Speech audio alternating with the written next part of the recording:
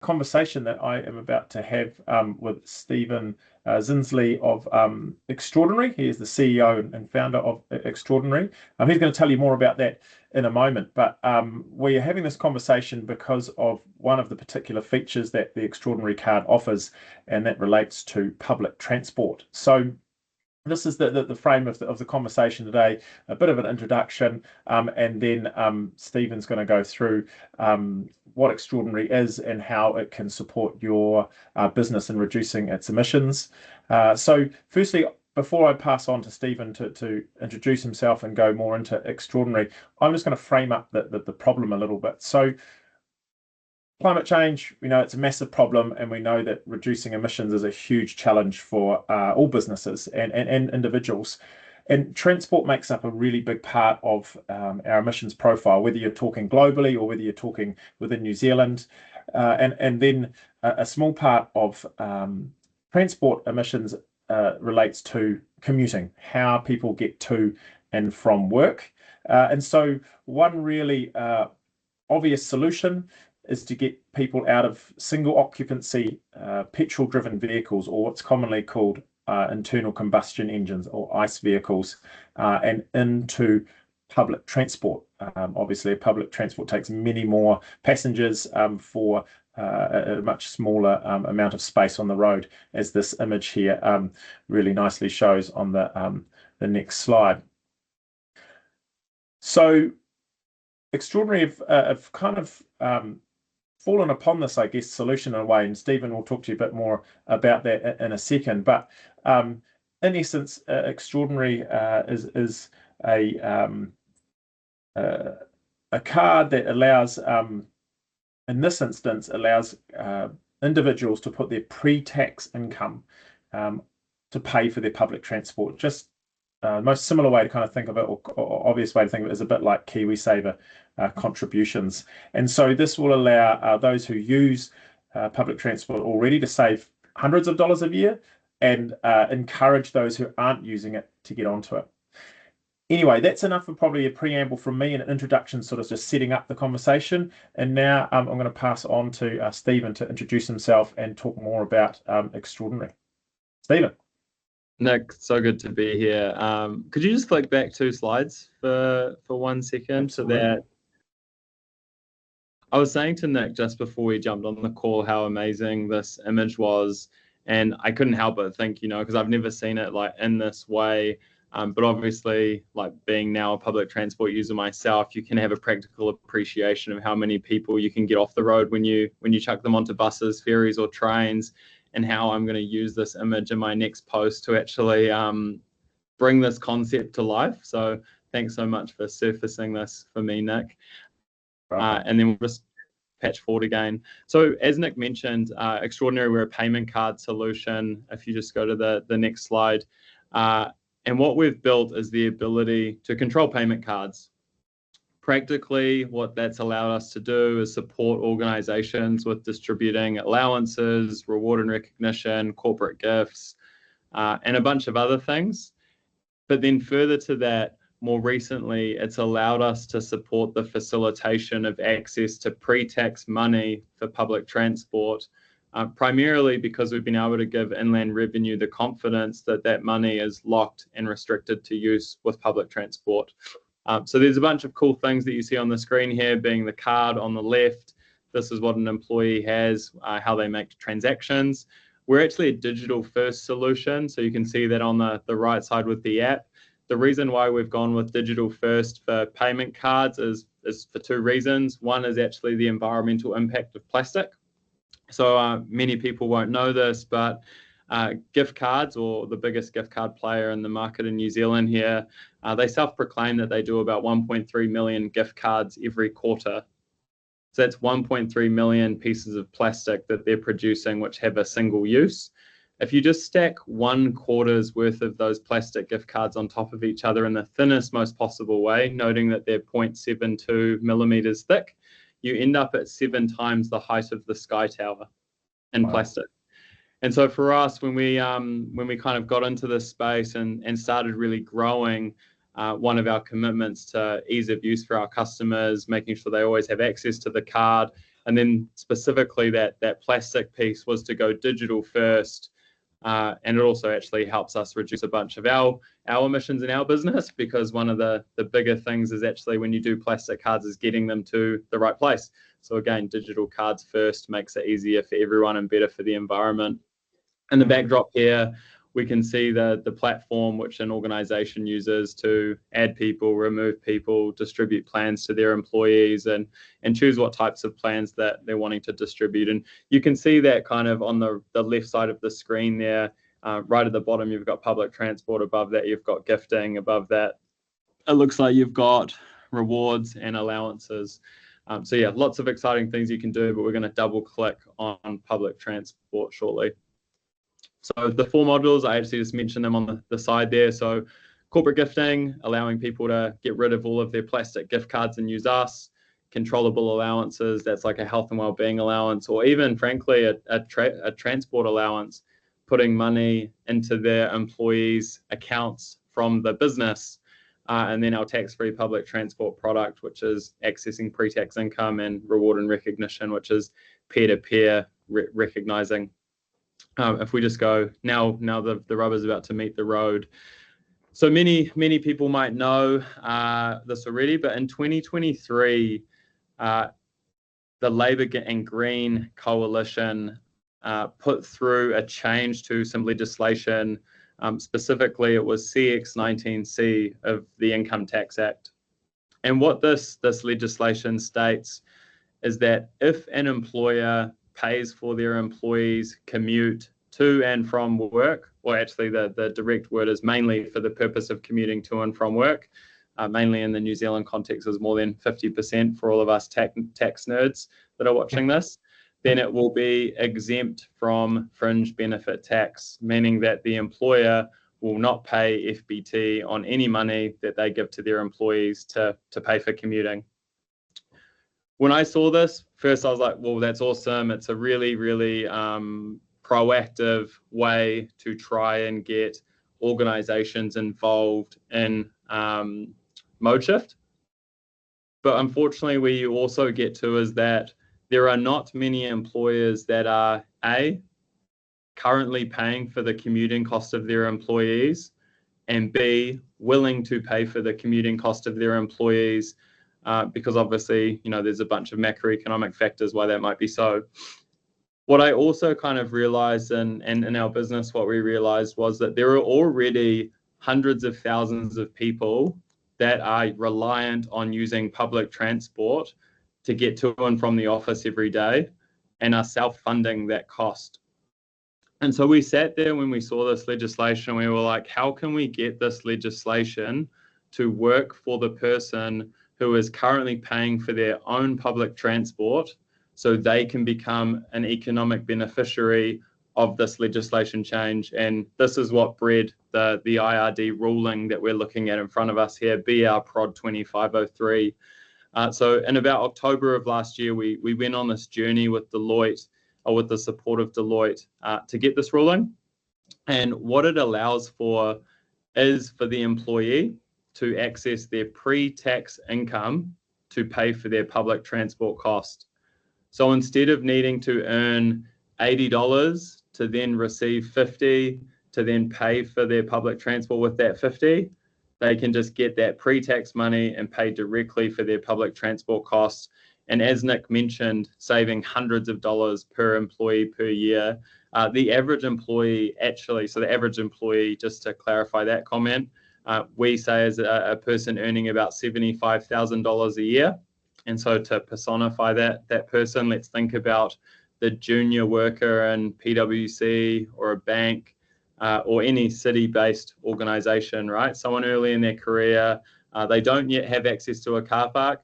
Quietly, I don't think they should have car parks anyway. I heard the other day, Nick, you might already know this number, but there's 55,000 car parks in Auckland City, in the centre fringes of Auckland City. I haven't yet validated this, but it did come from a very, very qualified source. And he said to me following that there are 35,000 in Sydney. Wow. And in that moment, I was like, well, no wonder we've got this kind of modal shift challenge, right? When you've got this oversupply of car parks. But anyway, so this average worker that doesn't have access to a car park, they earn $75,000 a year. They're spending $50 on public transport a week, sorry. So hitting the Auckland $50 fare cap.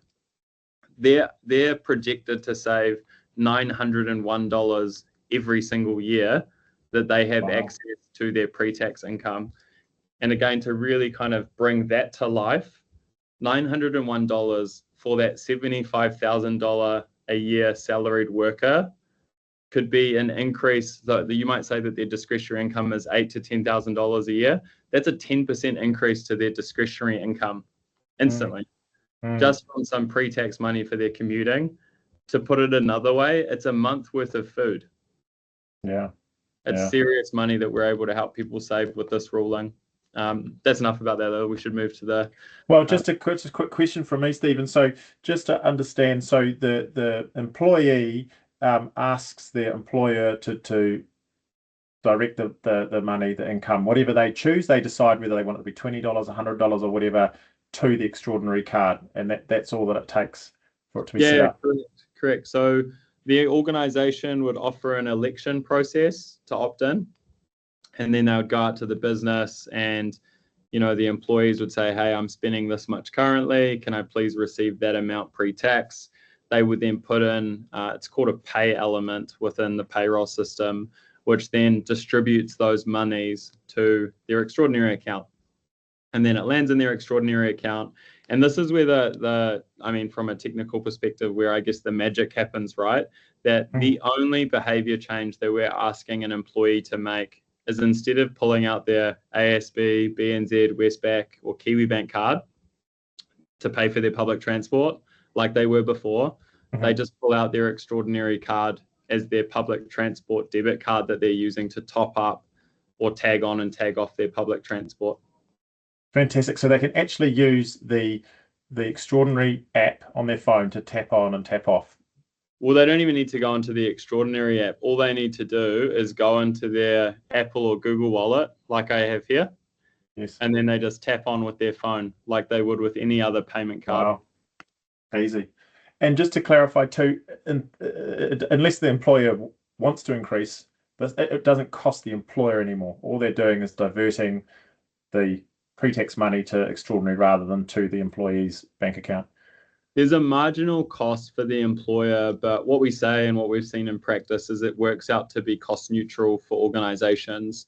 So it's $4.17 per employee per month as a cost. But the way it works functionally is that because the money is under a salary sacrifice arrangement, when you ask for that pre-tax money to come to us, the company doesn't pay payroll taxes on the money that you've salary sacrificed, which then in aggregate across your workforce would cover the costs that the employee that you have to pay us. And that's actually intentional, Nick, because we wanted to remove all of the barriers in getting this into the hands of employers and employees. Yeah, fantastic. Win-win-win, really, isn't it? Oh, it's amazing, man. And when you think about some of the businesses we've been able to get on board in the last 3 months, I'm trying to work out whether I need to be careful depending on when we're posting this, but we've just had a couple more of the big banks sign up. Well, one we've got here that you've already told us about. Yeah. So ASB has been a long time customer of ours, starting with our Your Benefits card, or that's what they call it, as part of their people promise, where they've given their employees a bunch of choice around how they use their benefits. And it's been crazy to see that a bunch of the money that they've been given is actually going to public transport, and we're now rolling out doing a few more things with ASB. But in addition to ASB, we've got Spark that signed up. We've had 2 Degrees sign up. We've had, again, a couple of the other banks, which I'm probably not allowed to mention yet. The other one you've got given us here is Zeal. Yeah. So Zeal's another great business, a smaller business, but based in the city, great recognizable brand, obviously, with Anna Mowbray holding down the fort. And yeah, their finance manager reached out to us, and they were set up in like literally an hour or so, and had their employees on board. And this is actually the quote from the finance manager. But yeah, big businesses, small businesses, there's no kind of size or scale that doesn't benefit from this. And again, it's an opportunity to give your employees access to pre-tax money, which is essentially free money that they're currently paying tax on, to then be able to access public transport with those funds and get those savings. Yeah, that's awesome. I know you're super excited from the accounting side of things and the saving people money things, which I do have some interest and passion for, but really for me, it's about getting that change of behavior and bringing those emissions down and all the other stuff of getting cars off the road, right, and all the benefits from that. So to that point, do you yet have any data or have you heard anything from any of your clients in terms of the volume of greenhouse gases that have been avoided? Yeah, it's a hard one for us, Nick, because obviously we don't have I don't get the data on where someone taps on and then taps off from a geographic perspective. So it's very hard for me to accurately provide information on distance traveled or type of bus, because you know we got that photo there, and that looked to me like it was a fuel powered bus based on a few kind of concepts or the design of it. But when you kind of get to that what bus are they using? Is it electric? Is it an ICE bus? How far did they travel? Was it a train? Was it a ferry? So on and so forth. But what we do say to clients and what we've seen in practice, noting that for a commuter emissions, a lot of organizations are currently relying on surveys, is that when you have employee data on spend, you can much more accurately attribute or isolate those individuals that are using public transport or different modes of transport because you have the spend data. And then you can be, I guess, more targeted in your outreach, saying, hey, we know you use public transport. How far do you go on average, or something to that effect? I did want to mention one other data point that I brought up just while you were kind of prompting me to get to some sustainability concepts. We did a survey when we first launched this product to work out whether we could actually have an impact on mode shift. Because go into a business, hey, this is a great idea, but how many people is it going to impact? So go out to the business and survey how many people use public transport, but then how many people could it impact is kind of the next question. And so we surveyed thousands of people, and between the ages of 18 and 34, 40% said that they would move to public transport if they were given access to their pre-tax income. Wow. Across the whole surveyed base, it was about 21%. And obviously, once you get into the older populations that have had car parks for a while, you've got a bit of a harder sell. But yeah, getting people onto public transport, the tools that you've got is obviously reliability, which we don't control, service, which we also don't control, and then the third one is price. So once you have the ability to make that thing cost 30% what it currently costs, the idea of switching from your car or cars or other forms of personal transport to public transport becomes much more, well, I'm not paying for parking, I'm not paying for gas, I'm not paying for X, Y, and Z, and now I can pay 30% less for using my public transport. Yeah, it's huge. I was just thinking while you're talking there, I don't know the stats, but I'd love to know what similar kind of surveys have said about getting people on bikes, for example. And we know that one of the big obstacles for bikes is safety, and therefore the need to build biking lanes, which I'm fully supportive of and a cyclist myself. But you don't need that for public transport. It's a much easier shift. People don't need to be concerned really for their safety in terms of being on a bus versus a bike. So yeah, I don't know the answer to that question, but I'm definitely interested to know how those sort of stats of getting people to shift over would compare to, say, getting people on bikes. I would hazard a guess that what the number you gave, 40% of it or whatever it was, would be far higher than getting people on cycling, just because the barriers are that much higher. Hey, fascinating. I could keep talking to you for ages, but we wanted to keep this pretty short and to the point, and so people can just basically understand what extraordinary is and how it can be used to help them um, with their missions and supporting their employees and their teams to travel more consciously, more sustainably to and from work. One final thing I will just mention, going back to that point you said about the surveys that are being currently used to get data on commuting related emissions. My colleague Alex, who is our emissions consultant, often bemoans that method and how inaccurate that kind of data is because of those things you sort of mentioned. So just from an organisation that does mapping of the emissions, just sort of underlying the point you made there about getting this better data around um, commuting related emissions. So hey, look, we should probably wrap it up there. Otherwise, I'm sure we'd talk all It day, will go on Stephen. Yeah, forever. yeah. Hey, so thank you so much for all that you've done. I just love the story. I love hearing it again about, the sort of last minute change to legislation that you became aware of, and then the work you did with Deloitte to bring this to where it is now, and then you and your team to bring it to the extraordinary sort of portfolio of offerings that the card brings. So I don't know if we should call it a card because it's not. It's a God. tool or a software tool, as you said. Um, but awesome conversation. Really enjoyed talking to you, Stephen, and all the very best. We'll see you again soon. Thanks, mate. All right, mate. See ya.